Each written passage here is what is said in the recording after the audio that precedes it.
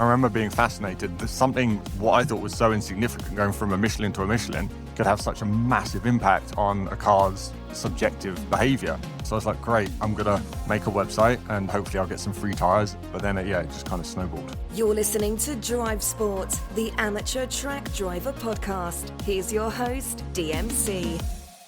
Hello and welcome to Drive Sport. My name is Dave, and for this show, please call me DMC.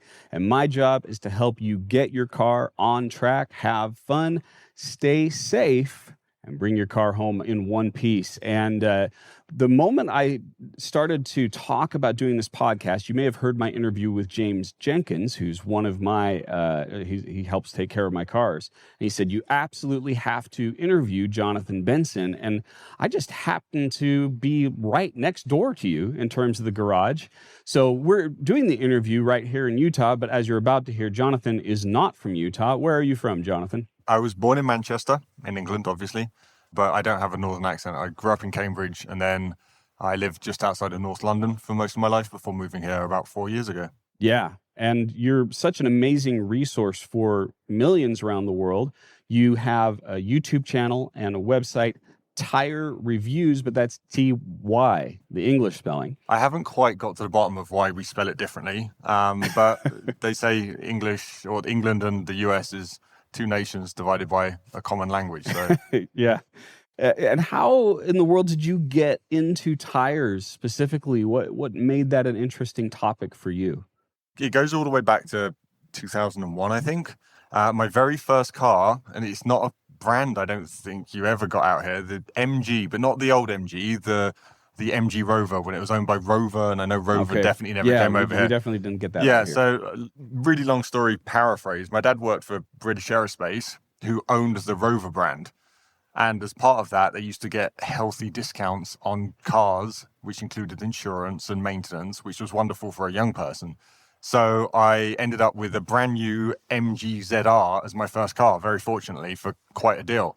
Now, the MG ZR it's basically the British version of a hot hatch. So it is a hot hatch, but it's not very good. But it did come with 17-inch wheels, which at the time were massive. Oh. And I had 225, 45, 17 tires. And they were Michelin Pilot Sports, the original directional tread pattern of the tire that everyone loves now, which is the 4S, I guess. But I went into the garage to get them changed at like 4,000 or 5,000 miles. So I'd done a couple of track days and I'd driven like an idiot on the road. And they were like, what tires do you want to put back on? Do you want Michelins again? I'm like, yeah, please, I want Michelins because they were great. And then I remember driving out of the garage, turning the first corner and being like, oh, this is drastically different from what I just drove into the garage with. So I sort of stopped and checked the car was okay. And they put on Michelin Pilot Exalto PE2s. And I remember being fascinated that something what I thought was so insignificant, going from a Michelin to a Michelin, could have such a massive impact on a car's subjective behavior. And then this was early 2000s, so the internet was just becoming a thing.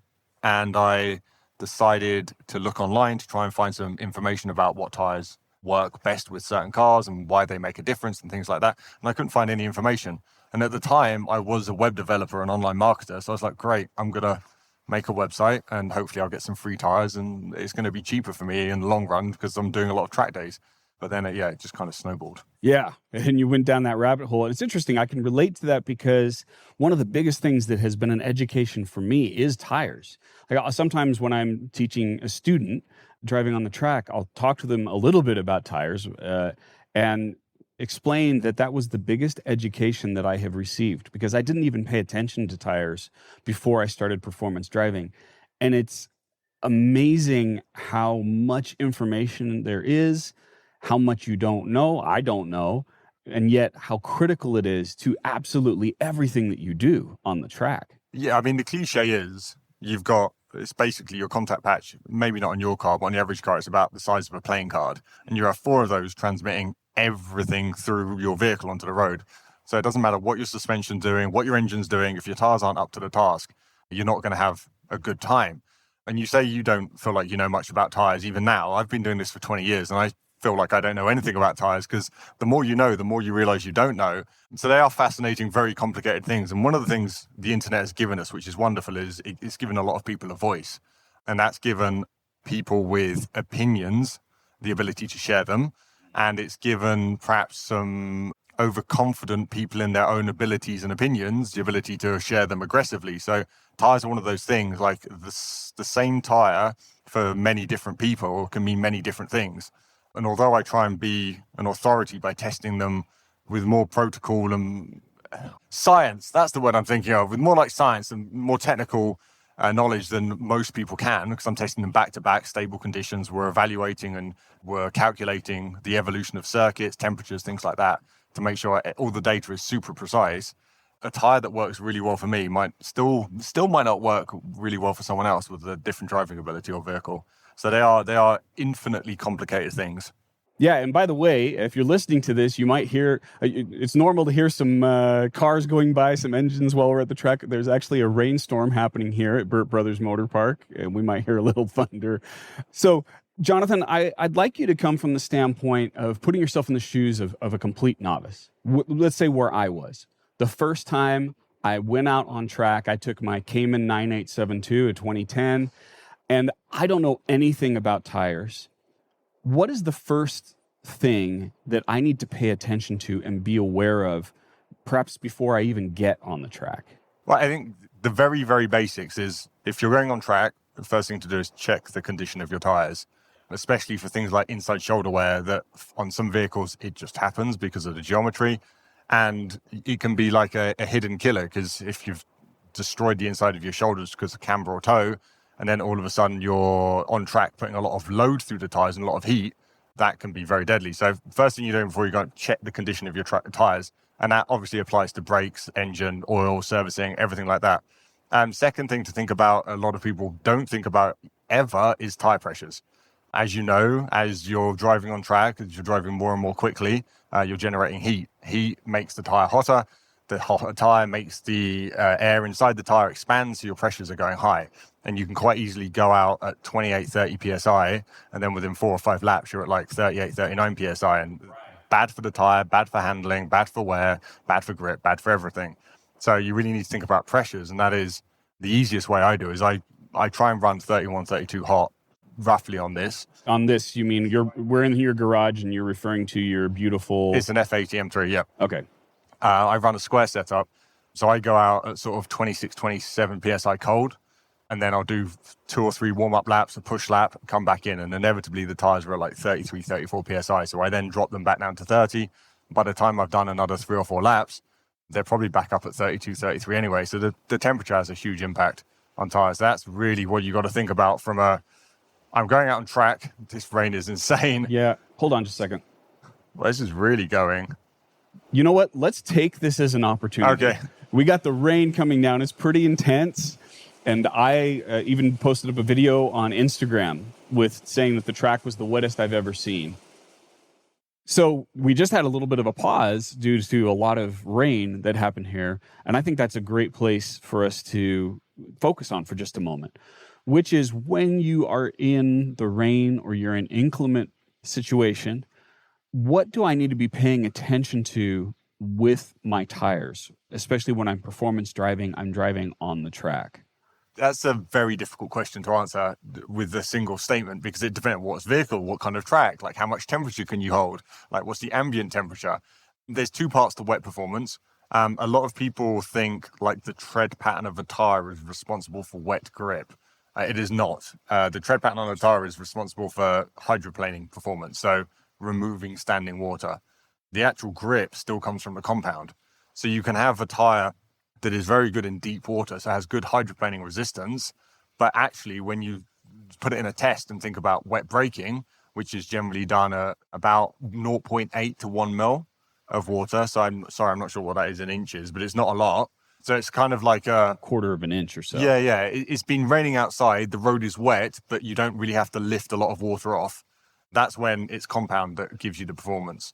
When you're in deeper water, we're testing about 8 mil for hydroplaning. That's when tread pattern makes a really big difference. Interesting. Yeah, I mean, you just educated me right there, because I did think that it had to do with tread pattern. Yeah, you could argue that like siping on a tire can benefit in the wet for clearing the water out of the way to get the compound or the rubber in contact with the surface. But generally, it's just hydroplaning performance. Like siping comes in more into effect in winter. Okay, so let's shift back to that conversation about what are some of the first things that I need to do. You were talking about pressures, paying attention to that. How do I know that my pressures are wrong? So I'm driving on the track. What are the signals that the car is giving me to let me know something's off and you need to make an adjustment? It's a good question. I think it comes down to experience more than anything.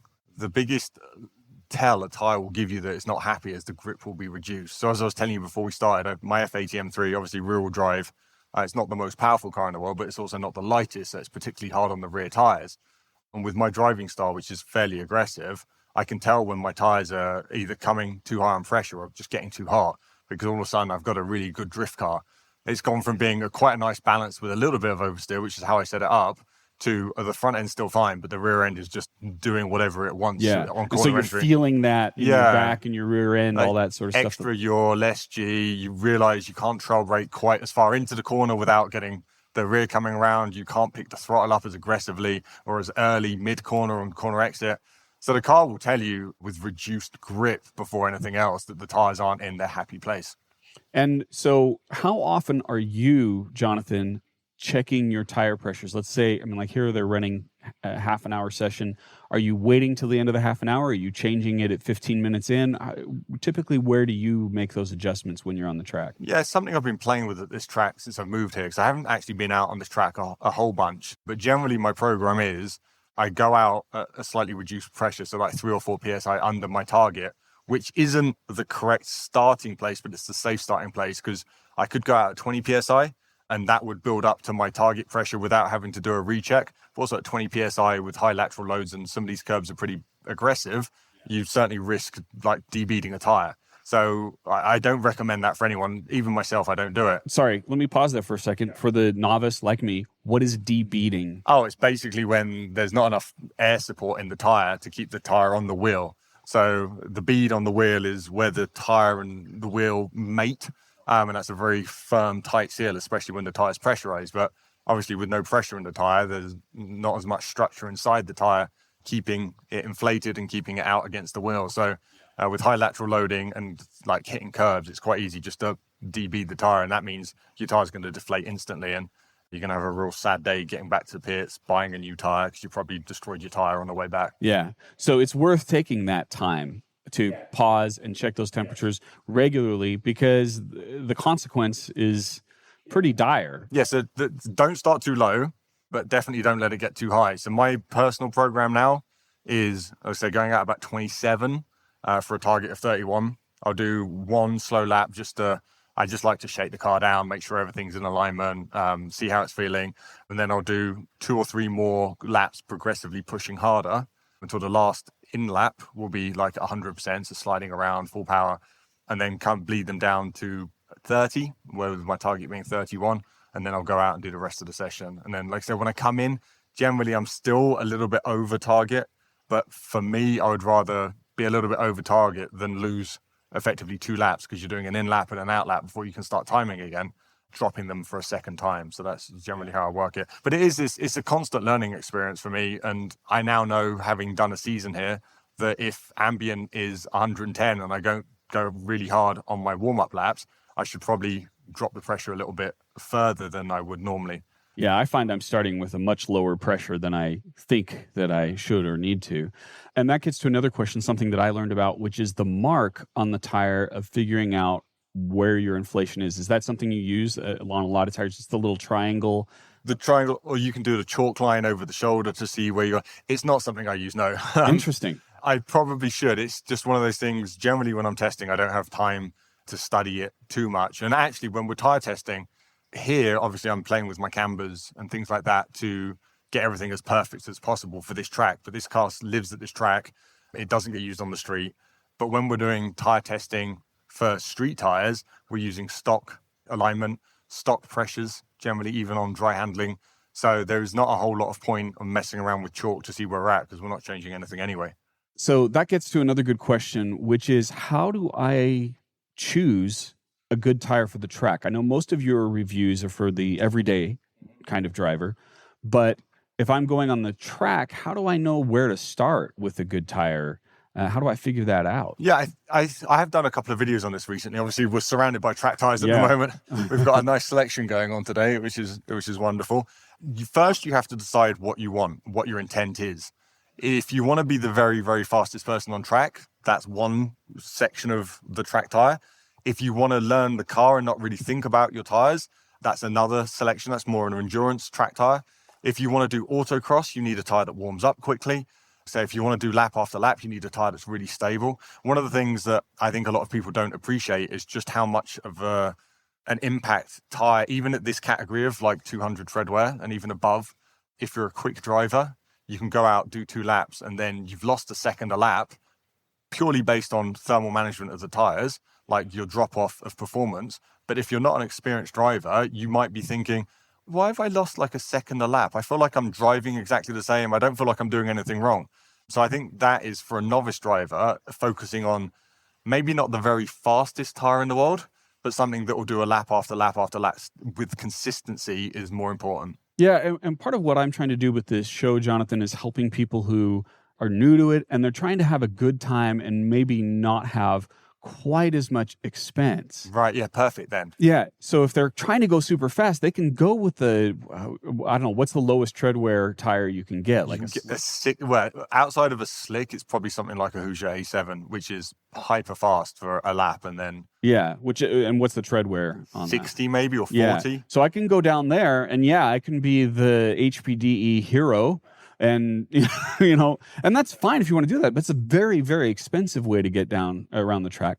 Personally, I'm in that middle category. I'm usually trying to target like a 200 tread wear so I can have a good time, learn my skills, but not just constantly feel like I have to replace. But yeah, the other thing is, and tell me if I'm doing the wrong approach. No, too. you are. No, you're correct. But like just saying buy a 200 is a can of worms as well. Because, yes, please explain that. Why is that a can of worms? Right. So within this 200 segment, 200 is a very American thing, and it was set up that there's a good article on Grassroots Motorsport about the history of 200. But basically, it's essentially become meaningless because we now have super 200s in between the 200s and endurance 200s, which have drastically different wear profiles and speeds. So they're all 200s. They all pass the test. But like a Hoosier Track Attack Pro is a super 200 molded to 5:30 seconds. And it's blisteringly fast, but it's probably not going to be the longest lasting tire in the world. Can we pause for a second on this? Because we're talking about tread wear, right? Yes. What does that even mean? When someone says 60, 100, 200, what are we even talking about here? Honestly, marketing numbers now. Okay. Because it's supposed to be like life, right? That's kind of the idea, or durability. It is, yes. But you'll find like there'll be tires marked 180, 160, 100 that will pass the 200 test. There'll be tires marked at 200 that will pass the 300 test. So now it's used as a marketing tool for tire manufacturers to slot their tire into the group of people that they think will buy it. So obviously a lot of like NASA requires an SCCA. They'll require 200 for some classes. But now they've got extra rules based around, this is a 200, but this is a really fast 200, so you're going to lose some points here if you fit this 200. And if you fit this 200, actually, it's quite a slow 200, so you get some points back, that kind of thing. Which is why we need a guy like you. Exactly. Because this is just, it makes my head spin. And how in the world is the average person supposed to keep track of all of this? Yeah, exactly. It's people like myself, Andy from Grassroots Motorsport, and then Tyre Rack, they do a good job of trying to break this down. And then there's resources on the forums. Tires are a messy situation, and even as a tire tester, I still tell people, okay, this is my data point on that day on this vehicle with my driving style. Go and find other people's opinions and like amalgamate them all together. So that's what I really focus heavily on the website. Is I'm not just saying my word is gospel, because it's not. Like I have one set of results, and I try and merge those with Tyre Rack's results, Grassroots Auto Builds, all the other tests from around the world. They all get merged together, and once you have enough data points, you can see good trends. So we know that like the Bridgestone Potenza RE71 RS is a good tire because lots of people find it good. Even if some people find it bad, like as a general rule, lots of people think it's a very good tire. So it's the more data, the better. And that's, I think, first of all, I need to pay more attention to what you're doing and go look at what you're saying and look at those reviews. In addition to that, I think one thing that we can tell people to do, and what I've been doing this season in particular, is trying different sets. right? We start with one thing that looks good, like the Bridgestone Potenza, which is what I've got right now. But then let's try something else for, several sessions and keep track of how many hours do we get out of this when we're driving at full tilt.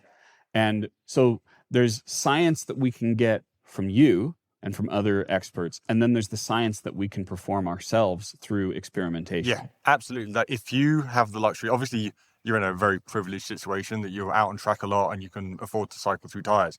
But that's the ultimate way of doing it. It's like some people might buy a set of track tires and that's their set for 2 or 3 years. And that's fine, but then you're kind of committed to the path you've taken. There are some like super agreed upon fundamentals with 200s. Tires like the Nankang CRS or the Continental Extreme Contact Force. The Continental in particular is not the quickest 200 in the world, but what it will do is it will go all year and you'll be doing essentially the same lap times at the end of tread life as you will be at the start. And the Nankang is like a quicker version of that. And for the novice driver or for someone who's just doing HBDE, you're not chasing times. A tire that is stable across its tread life and its heat management is good, I think is way more important than that extra second for having fun and really working on your driving as opposed to trying to manage all the situations of like a really, really fast, quick warm-up Super 200 that's great for autocross. You'll do one amazing lap on track, but then by lap 2, all of a sudden you're like, oh, the car's falling apart. Like, what's going on? And then are you managing the tire? Are you managing the car? Are you working on your driving? It's just not fun. But then conversely, for me, a Super 200 that overheats in a lap might be perfect for someone who's driving 80% of my capabilities because they're still learning the car on track. Like, it might be the perfect tire because maybe you'll never get enough heat into a really strong endurance tire. So yeah. It's a mess. It's just a mess. Well, thank goodness we have you to help us through that mess. And I'll just insert one thing. You talked about autocross versus track. So I do have a separate set of wheels. I have the wheels that came with the GT4 that are the nice wheels. And I use that with an autocross set. And then I'll swap those out when I go out onto track. Because the way that I run it sometimes, Jonathan, I have friends and family that come out to the track. I'll take them out and do autocross. But I might have been on the track for 2 hours prior to that. And I learned from bad experience that if I go from the track immediately onto autocross, I shred those tires because they had so much heat in them. And then I'm doing these really hard turns. And so once I switched to that strategy of swapping wheels between the two disciplines, I don't have any problems anymore. I mean, I might grumble at you. Please. Said your autocross wheels were slightly larger, which is then now you've got a higher moment of inertia for spinning the wheels. So your acceleration's down, which is really important in autocross. So really, you want the smallest wheel possible for autocross. Well, that's a great point. And I'm glad that you said that because those who are really competitive in autocross, this is just like open autocross that they were doing here at Burt Brothers, and we're just trying to get around. But I'll keep that in mind for if I try to go compete with SECA or something. Yeah, like that. I learned.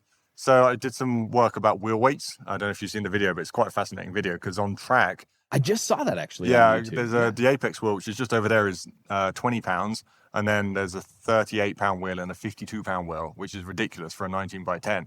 So the difference on track wasn't as much as I expected.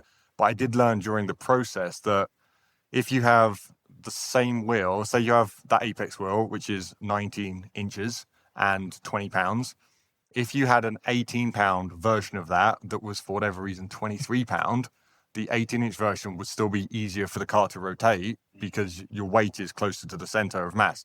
And that's very important, which is why small wheels for autocross is like hyper important. And you're getting to something really interesting that I also didn't know anything about. So maybe everybody knows this, but a lot of cars these days are spec'd with these really, really big wheels for aesthetic reasons. Yeah. Right? It looks good, but that's not actually the best performance and certainly not the best bang for the buck, right? Marketing wheels. Yeah. Yeah, they're there for marketing. They look fancy. People love big wheels, but they are the worst thing you could put on a performance car for most applications.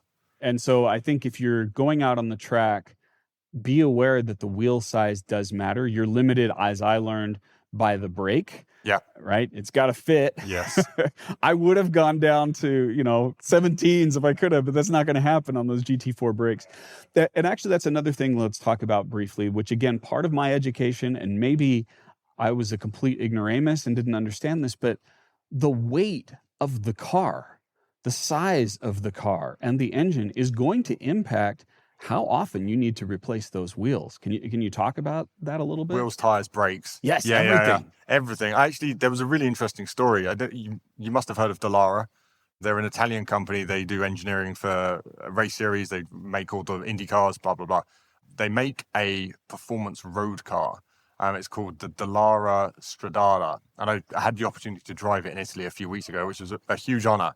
But it's a 250,000 euro dual seat, but it's very small. It's like a tiny version of the Gordon Murray T50 or something. It's very focused on being lightweight, raw driving experience, and high aerodynamics. And the engine in it is the 2.3 EcoBoost engine. So it's an inline four, and they're putting it in a 250,000 euro car. And I'm like, oh, that's a tough sell.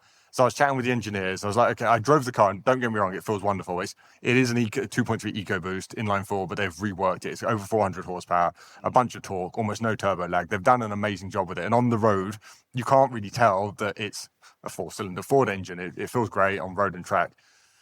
But I did say to them, I was like, surely this is going to be an easier sell if you just put the V6 EcoBoost in, like the one from the Raptor or whatever. And they told me, so their target weight, I can't quite remember what it was about 900 kilos wet with driver. So the thing's incredibly light and it's road legal. But they said, okay, so the V6 is another 100 kilos. Great. That only puts the weight up by 100 kilos. But, now we've got an extra 100 kilos on the car. Now we need to upgrade our brakes. Okay, so now the brakes are heavier. We've got extra power and torque. We need to upgrade our drive shafts. So an extra 100 kilos on the engine translates to about 250, 300 kilos on the overall package if you're trying to get everything as efficient as possible. So weight is the natural enemy of performance driving. Unsprung weight, which is weight not controlled by the damper. So anything outside of the suspension. So your wheels, your brakes, your calipers, your tires, that's unsprung weight. That's worse because it's not damped.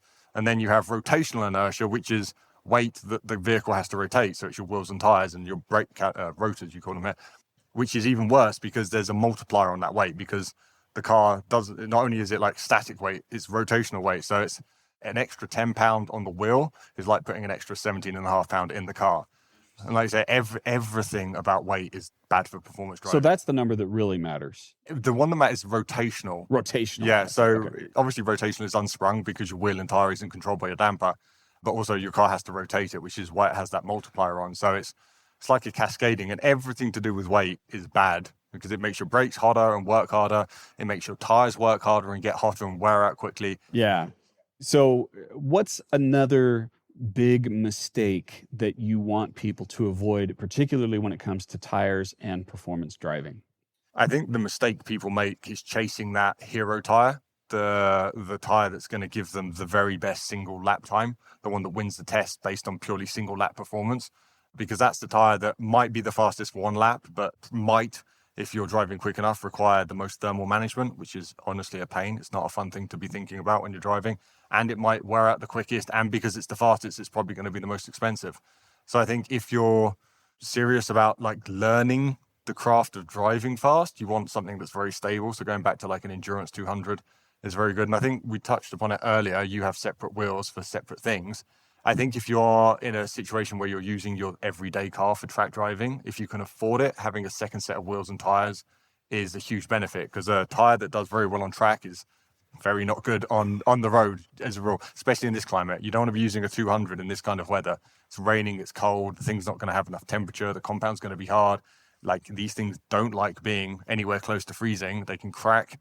So having that option of driving to the track on your standard UHP summer tire or your all-season tire, or whatever you have fitted, and then unmounting and mounting on your set of track wheels, it is a bigger expense, a bigger initial outlay. So obviously you've got to buy the wheels and another set of tires. In theory, an Endurance 200 will last a lot longer on track than a Street 300. So you're going to make your money back. I'm glad you brought that up, because that's actually something that's going to happen today, as a matter of fact. Well, something similar. James is going to go out to the pit with me. I'm going to go out on the tires, because we've never really calculated what is the accurate pressure for these. What is the ideal pressure? So we're going to go out and do some laps and then come in and adjust and keep adjusting until we get to that Goldilocks sweet spot for the car. And I've never done anything like that. But the idea is, yeah, it's going to cost me a little bit to have his time there to help me with it. But in the long run, hopefully, instead of them going out at every roughly 8 send it hours, I can get it to 9 or 10. And over the long run, that's going to save me hundreds, if not 1,000. Yeah, and I think there's definitely, once you've used up your Bridgestones, I think there's definitely some other tires I would encourage you to explore. Yeah, you mentioned one. What was the one? Nankang CRS is probably my current best of speed and endurance. They seem to do a very good job of thermal management and still being a fast tire. But then if you've not tried it, the Continental Extreme Contact Force is like the holy grail of, it feels great, as in subjectively, like really sharp steering, nice balance and feedback, but it'll go on forever. Like if you're getting 9 hot hours out of a RE71 RS, I would estimate at least 20 hours out of a Continental. My goodness. Well, yeah, then that would be worth it. I'm assuming it costs more, but Nope. No, it isn't. Less, I think, than the Bridgestone. Well, then why am I not running that? You haven't watched enough YouTube videos on tires. Exactly. Yeah. And that makes me think of a question, and you've probably thought about this, which is, what is my operational cost per hour when it comes to tires? What am I willing to spend, right? Because I can certainly go with something that's got a long tread wear and it's going to cost me less. So what would your opinion be to someone who's trying to figure out what that number is for themselves? That's a good question, because I'm trying to figure that number out from a public information point of view, and I'm really struggling. The best insight I've had from not my own testing is chatting to race teams, so people who are fairly competitive in SCCA, Grid Life, things like that, and finding out what tires they are using that give them the best endurance. The big teams are doing their own tire testing and they're putting a lot of hours on the tires. Andy from Grassroots Motorsport is very good at like running tires and laps and laps and laps, but he's running a Miata, so it's perhaps giving the tire a different experience to like my M3 or a race car. One of the questions I got is like, why don't I factor in price to the overall results, like purchase price? And I say, well, there's no point factoring in purchase price if you don't know how long the tire lasts. Yeah. So what we do with street testing is we sometimes do wear testing. Now, wear testing's insanely expensive. To give you an example, if you're doing a 10-set test and you want to run the tires in a wear test, if you're not using a machine, you have to, if you want the holy grail is on the road data. And the best way of getting that is a convoy. So you need to run cars, exactly the same cars in convoy for like up to 15,000 kilometers. You're measuring them every like 1,000 kilometers to ascertain the tread wear. And then you've got very set procedures, like the wheels get rotated between the cars, just in case. Obviously all the cars are aligned and weighed and everything's perfect, but even then the wheels get rotated between the cars, the drivers get rotated between the cars. So you try and balance out any subjective thing that can affect it. So it's, to do a 10-set wear test, realistically, probably $150,000. There'll be a Chinese tire that is like, okay, it's got some wet performance. It's not the best in the test, but it's $100 to buy as opposed to $300 for a Michelin. So you're like, well, maybe I will buy that Chinese tire because it's so cheap. But then when you can factor in proper wear data, you'll find the Chinese tire will last like 15,000 miles and the Michelin will last 45,000 miles. So actually your cost per mile is equivalent between the cheap budget tire and the expensive premium tire, but the performance you get from the premium tires throughout the tread life is so much higher. Like it's obviously worth it. So yeah, tire wear is something that's very difficult to calculate for total cost of ownership, especially on track. Yeah. What I'm getting from you, Jonathan, is just how much you enjoy that kind of data. I love data. One of my favorite parts of testing is piecing all the bits together at the end of the test and working out who wins. Well, that's why you're great at your job, is because you love all that. And then we can be the beneficiaries of it by following you on YouTube and the different social channels. So in every interview, Jonathan, I like to wrap up with a pit stop question. Okay. And then a series of hot lap questions. So the pit stop is the one that's designed to get us to pause and think. And then the hot lap is just kind of to have some fun, wrap things up. So this is the pit stop question. What is the most expensive lesson that you have learned or you have seen someone else learn, especially based on our topic when it comes to tires? I think the most expensive lesson I have personally learned is there is a interesting quirk with the VW ABS programming on a Mark 7, Mark 8 Golf. If you have one wheel hydroplaning slightly, it can release the brakes more than it needs to, which resulted me in my only crash into a barrier when testing. I was Wow. wet handling. I had a really strange situation where two wheels down the side of the car, hydroplaned, and then I think the rear wheel didn't fully release, and it just scooted me straight on. So I bumped the barrier there. So the car wasn't super badly damaged, but that was a tough lesson. Well, and maybe that gets into my hot lap questions. The first one is your favorite car that you've ever driven. It's obviously GT3 RS is up there, but as a bit of a curveball, there's something very visceral about off-road testing in a Raptor. So the new Raptor R with the V8 700 horsepower, that's got to be high on my list of like enjoyable experiences, just because you're sliding around on a very imperfect surface. There's rocks firing up everywhere. Everything's clanging. Your wheels are banging up and down. Your suspension's flying around. The whole thing's shaking. Wow. So bucket list car you haven't driven, particularly on the track. What's something you want to drive on the track? Carrera GT. Okay. Oh, wow. Yeah. I like cars that want to kill you, hence owning an F-Series M3, because they're famous for wanting to kill you. And I think V10 is my favorite engine configuration. So LFA would probably be a close second. But the Carrera GT just has that it's a thinly disguised race car for the road. Yeah. Most proud track driving accomplishment? Good question. I got pretty close to, there's a touring car driver called Gordon Shedden who has a circuit in the UK, Knockhill.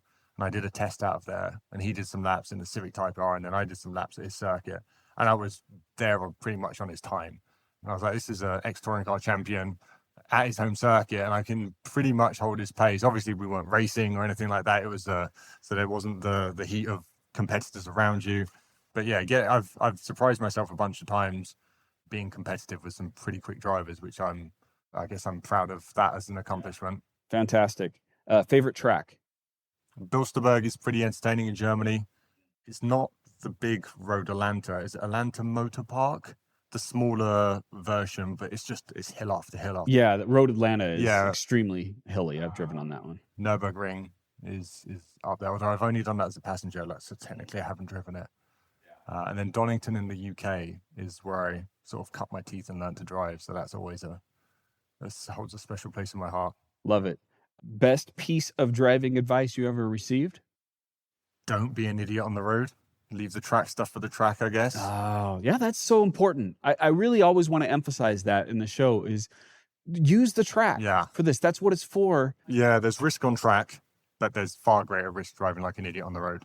Yeah, and you got people around you, and you don't want to be responsible for someone else's life ending.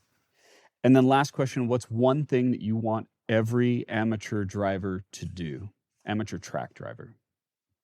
If you're an amateur track driver, think about tires, think about managing your tire pressures better, ensure your car is up to the task before going out on tracks, and make sure your brakes are good, make sure you know what you're doing, and get some good tuition.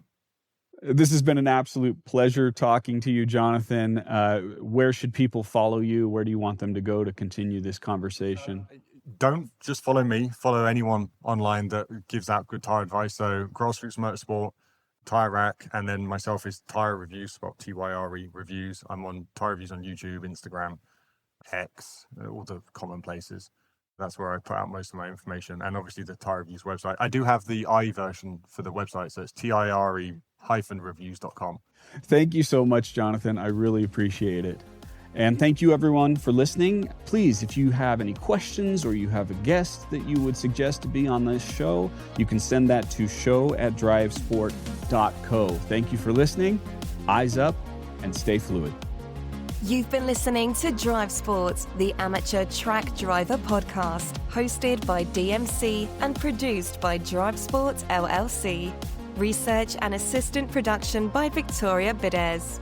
Music is by Elegant via Premium Beat Licensing. If you have a question, guest suggestion, or a track DMC should visit, please send it to show@drivesport.co. Please subscribe to Drive Sport on Apple Podcasts, Spotify, or wherever you like to get your podcasts. And follow us on social media @DriveSportCo. We'll see you in the next episode. Track days are fun, but also unpredictable. That's part of the thrill. When the unexpected and expensive lesson happens, you'll be glad your car is protected by Open Track Insurance, found at drivesport.co/insurance. OpenTrack offers full vehicle coverage and liability insurance, something you just don't find with most track day policies.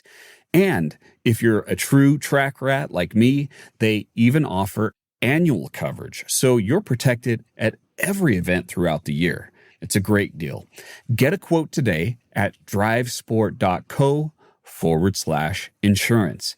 You can drive safer, be more confident, and have more fun knowing your car is protected by OpenTrack. Visit drivesport.co/insurance.